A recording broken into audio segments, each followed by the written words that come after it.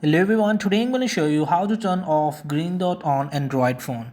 If I just open my camera, and as you can see in the top right corner of a small icon green, so it indicates that some application using your camera.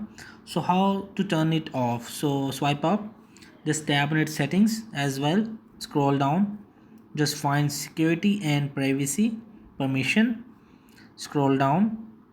As you can see the permission manager that apps allow to access, just tap on it, and just finding the camera, just tap on it as well.